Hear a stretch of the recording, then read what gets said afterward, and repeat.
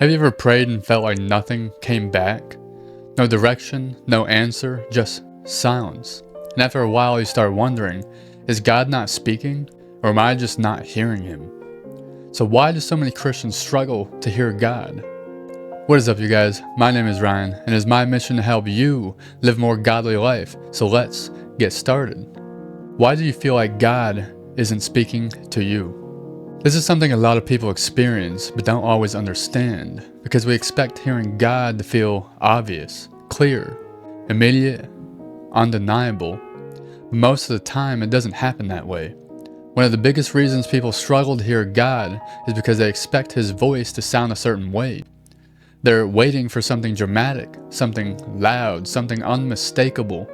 But God often speaks in ways that are quieter than we expect. And if we're only looking for something obvious, we can miss what's actually there.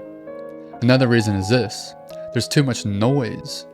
Our lives are constantly filled with input: phones, social media, opinions, directions. And when your mind is always occupied, it becomes harder to recognize God's voice, not because he isn't speaking, but because there's no space to hear him. Another issue is that people rely too much on feelings. They expect hearing God to come with a strong, emotional experience. But feelings change. Some days you feel close to God, other days you don't. And if you depend on feelings, it can seem like God is silent when your emotions are just quiet. There's also confusion about how God may speak. Many people think hearing God means hearing an audible voice. So when that doesn't happen, they assume God is not speaking at all. But scripture shows us that God often speaks through his word, through conviction, through wisdom, and through guidance over time. And if you don't recognize those ways, it can feel like nothing is happening at all. Another big factor is distance. Not always intentional, but gradual. When time with God becomes inconsistent, it becomes harder to recognize his voice. Just like any relationship, connection matters. And finally, this. Sometimes people are asking God to speak, but they're not ready to listen. They want direction, but only if it matches what they already want. And when that's the case, it becomes difficult to recognize his voice clearly, because hearing God isn't just about receiving, it's about surrender. But here's the truth: the problem isn't that God isn't speaking, the problem is that we don't always know how to recognize his voice. And that's what we're going to talk about next.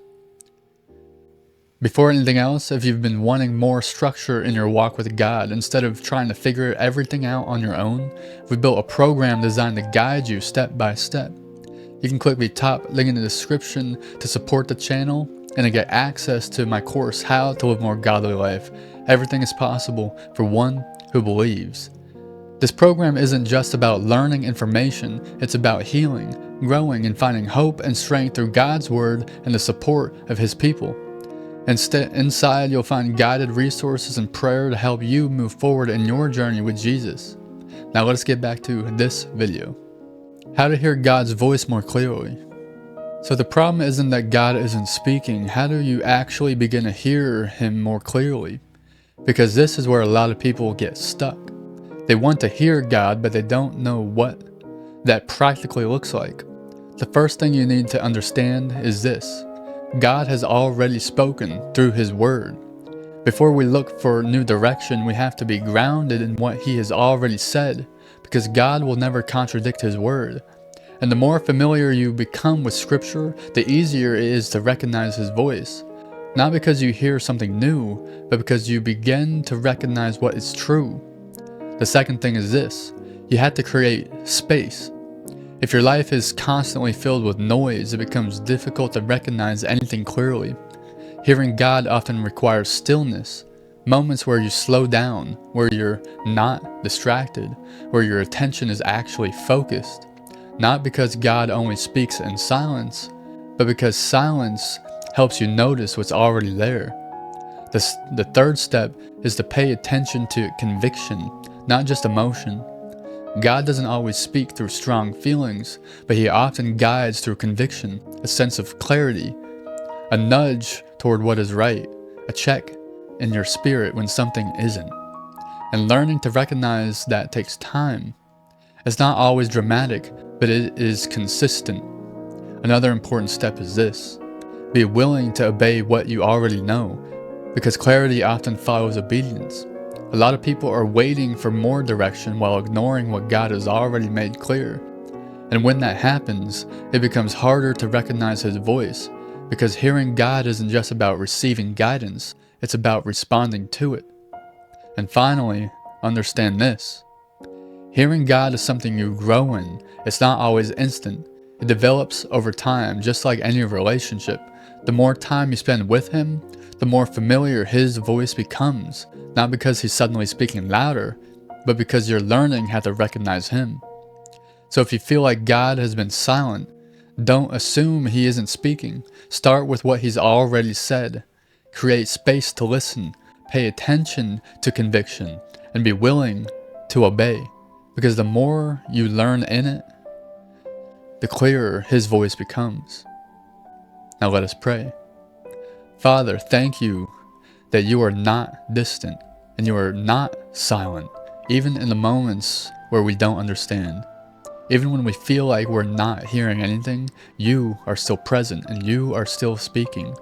Help us to slow down. Help us to quiet the noise around us and within us. Teach us to recognize your voice, not just in big moments, but in the small, quiet ways you guide us every single day. Give us clarity where we feel confused and sensitivity to your spirit so we don't miss what you're saying. And most importantly, give us the willingness to listen and obey, even when it's not easy. Draw us closer to you so that over time your voice becomes more familiar than anything else. In Jesus' name we pray. Amen. This week, create space to listen. Take 5 to 10 minutes each day with no distractions, no phone, no noise, just you and God. Start by reading a small portion of Scripture, then sit quietly for a moment and ask, God, what are you trying to show me? Don't rush it. And as you go through your day, pay attention to what stands out. Thoughts, convictions, or direction that aligns with God's Word. Because hearing God isn't about one big moment. It's about learning to recognize Him over time. Remember, if you don't do it, then who will?